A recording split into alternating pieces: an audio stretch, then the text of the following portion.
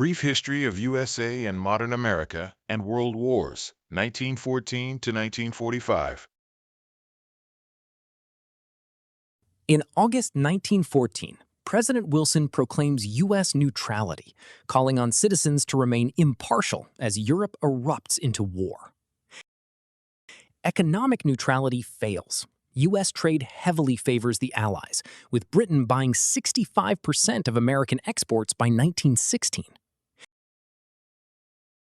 Trade with Germany collapses, choked off by a highly restrictive British naval blockade of German ports. Desperate to break the British blockade, Germany launches unrestricted submarine warfare around the British Isles. In March 1915, a German cruiser sinks the private U.S. vessel William P. Fry, prompting a tense diplomatic apology from Berlin.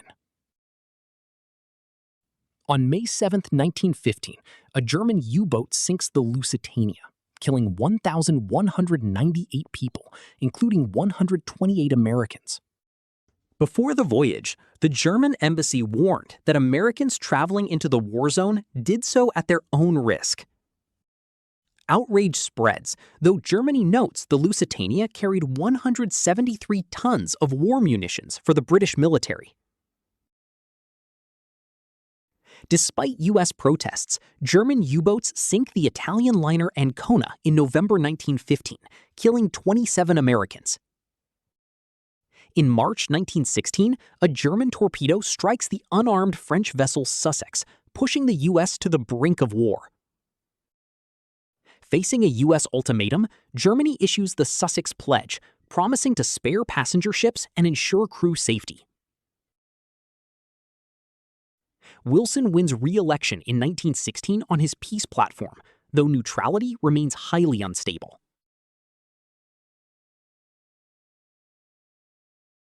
On February 1, 1917, German leaders resume unrestricted submarine warfare, betting they can starve Britain into submission.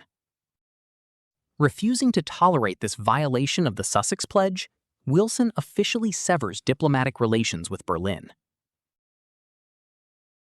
On February 24, 1917, British intelligence delivers the Zimmermann telegram to Wilson, proposing a German-Mexican alliance. Published on March 1st, the telegram outrages Americans by promising Mexico its lost territories in Texas, New Mexico, and Arizona. Neutrality hopes fade as German submarines sink 5 American merchant vessels in March, killing U.S. sailors. On April 2, 1917, Wilson delivers his war message, declaring that the world must be made safe for democracy. Congress votes by overwhelming majorities to declare war, formally entering the United States into the conflict. Entering as an associate power, the U.S. cooperates militarily while keeping its foreign policy goals independent. Following Italy's defeat at Caporetto, the U.S. declares war on Austria-Hungary on December 7, 1917, to support the Allies. While sending forces to Europe, the U.S. continues its policing of the Western Hemisphere, maintaining its military occupation of Haiti. Hoover's Volunteer Commission for the Relief of Belgium successfully feeds millions of European civilians, despite naval blockades. The National War Labor Board ensures union rights in exchange for a no-strike pledge, securing domestic industrial peace.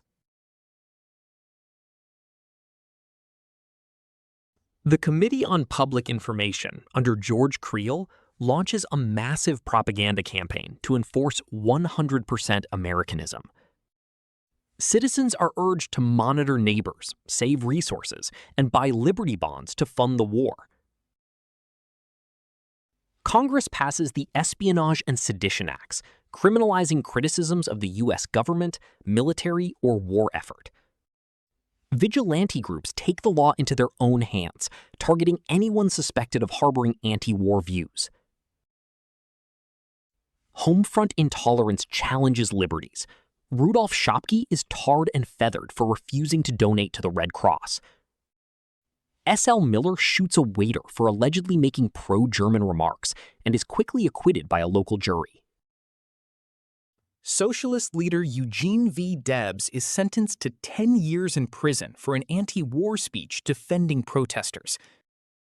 Rose Pastor Stokes receives a 10-year sentence for a letter accusing the government of favoring war profiteers.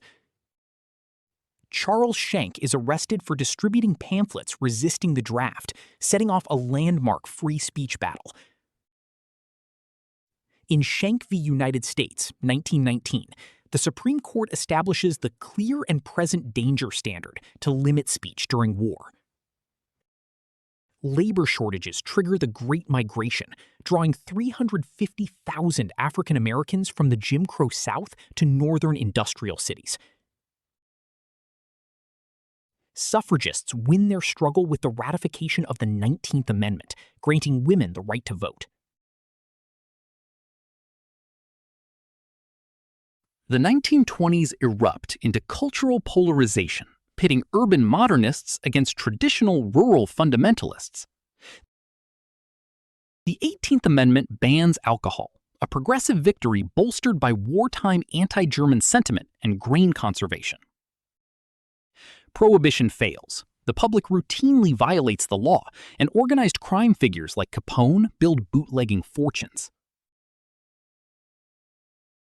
In February 1925, Tennessee makes it illegal in public schools to teach that man descended from lower orders of animals. Seeking to revive their declining town, Dayton leaders plan a test case challenging the Anti-Evolution Butler Act. John Scopes, a 24-year-old science teacher, agrees to the test case, admitting to teaching evolution in Dayton. Bryan, the legendary fundamentalist leader, volunteers to lead the prosecution, turning the trial into a crusade.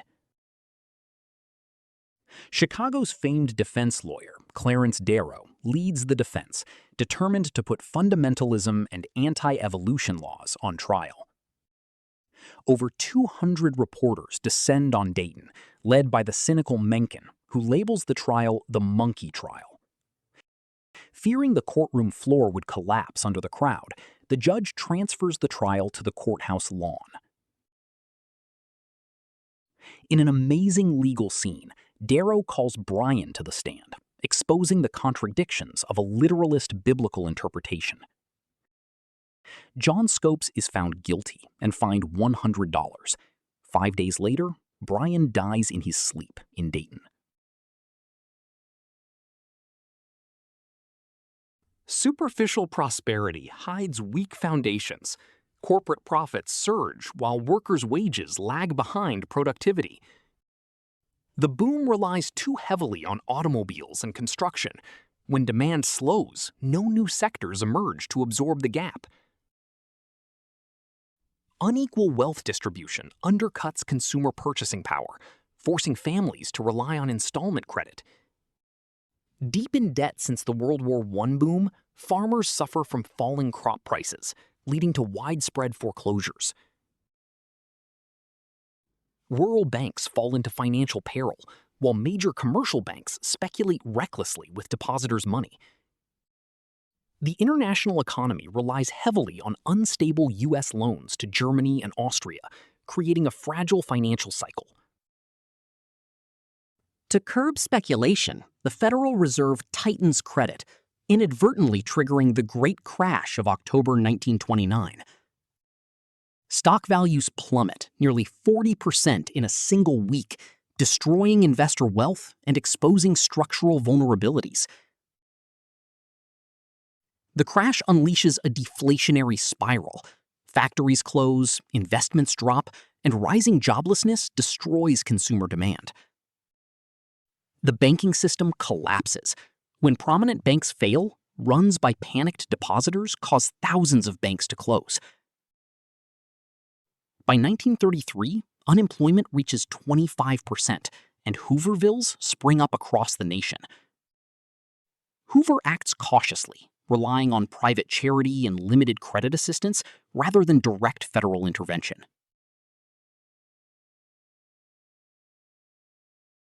Taking office on March 4, 1933, FDR embarks on a bold program of economic recovery known as the New Deal. To halt runs on the banks, FDR declares a bank holiday and establishes a federal deposit insurance program. FDR explains his recovery programs directly to the public through a series of radio fireside chats. During his first 100 days, Roosevelt and Congress pass a massive package of emergency recovery legislation. The Agricultural Adjustment Administration, AAA, stabilizes crop prices by paying farmers to reduce crop production. The Civilian Conservation Corps, CCC, provides outdoor jobs to unemployed youth, constructing trails and planting trees. The Tennessee Valley Authority, TVA, brings flood control, modern infrastructure, and electricity to the rural South. The FERA and Works Progress Administration, WPA, provide direct relief and immediate employment to millions. The National Recovery Administration, NRA, stabilizes prices and wages through industrial codes, legalizing unionization. Industries nationwide adopt the codes, cementing a new cooperative relationship between labor, business, and the federal state. The WPA employs millions on public works, constructing infrastructure like Bonneville Dam and Timberline Lodge.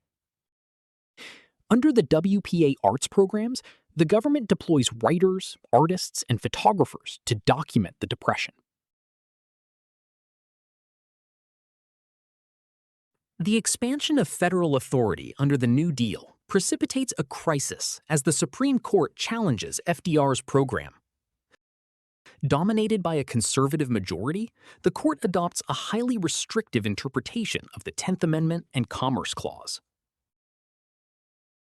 On May 27, 1935, the Supreme Court invalidates 3 of FDR's landmark economic reforms as unconstitutional.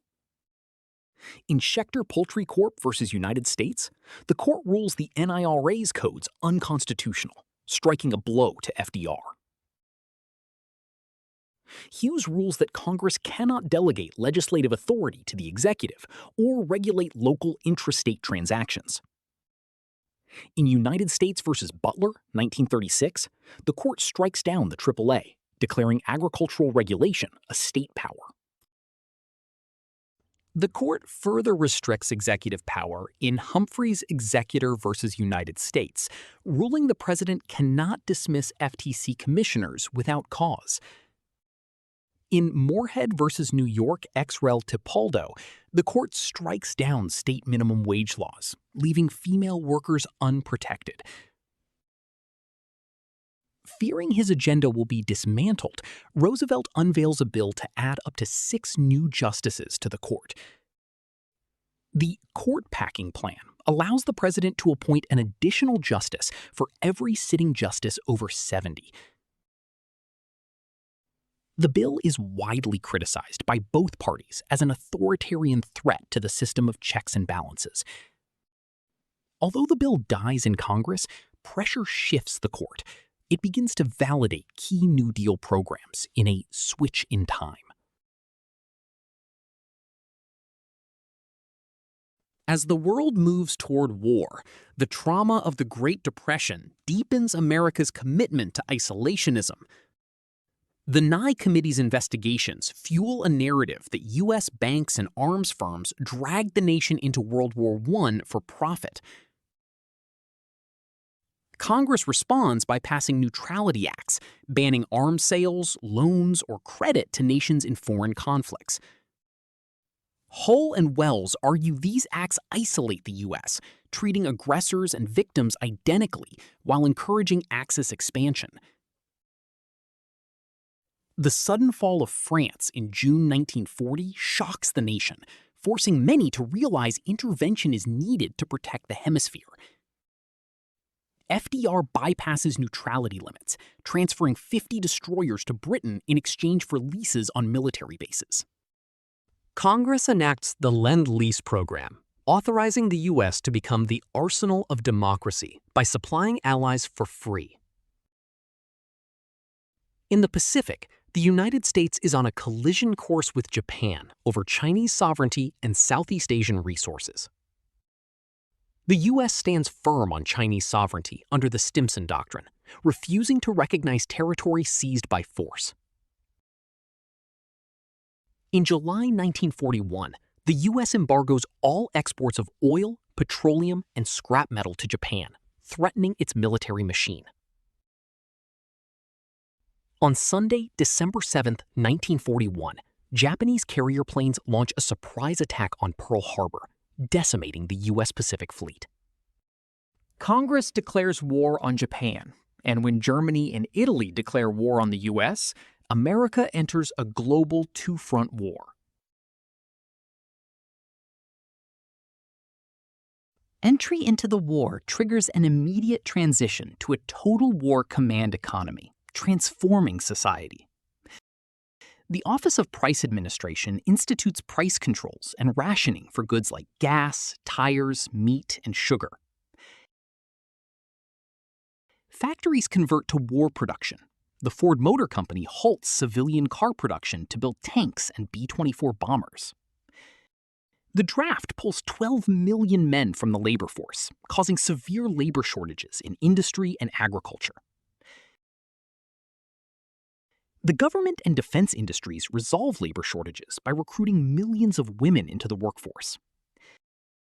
Gender barriers fall. Women operate heavy machinery and construct aircraft, altering their role in industry. Under pressure from Randolph's March on Washington movement, FDR acts to prevent a mass demonstration from disrupting vital war industries.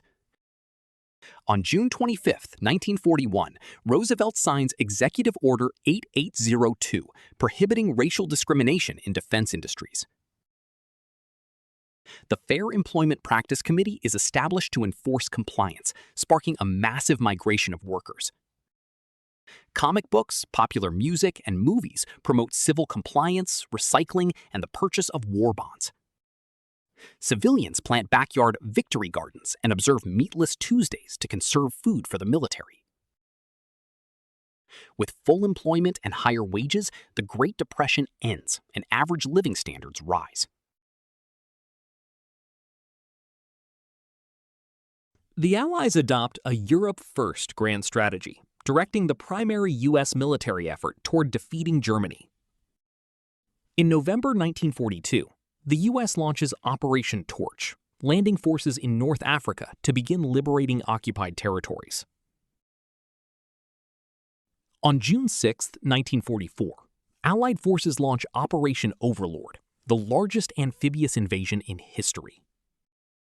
D-Day secures a vital offensive foothold in Europe, though Allied forces suffer over 10,000 casualties on the first day. To supply advancing troops, the Red Ball Express, comprised mostly of African-American drivers, runs cargo continuously. In December 1944, Hitler launches a final surprise offensive, striking the Allied line in the Battle of the Bulge. On May 8, 1945, VE Day is celebrated worldwide, marking Germany's unconditional surrender and the end of the European War. In the Pacific, U.S. forces execute a brutal island-hopping campaign, winning key battles from Guadalcanal closer to Japan. Facing an enemy determined to fight to the end, U.S. planners fear an invasion of Japan will cost hundreds of thousands of lives. President Truman learns of the Manhattan Project, a top-secret scientific effort to develop the atomic bomb. On August 6, 1945, the Enola Gay drops Little Boy on Hiroshima, followed 3 days later by Fat Man on Nagasaki. Japan's surrender on VJ Day, August 15, 1945, officially ends World War II, ushering in the nuclear age.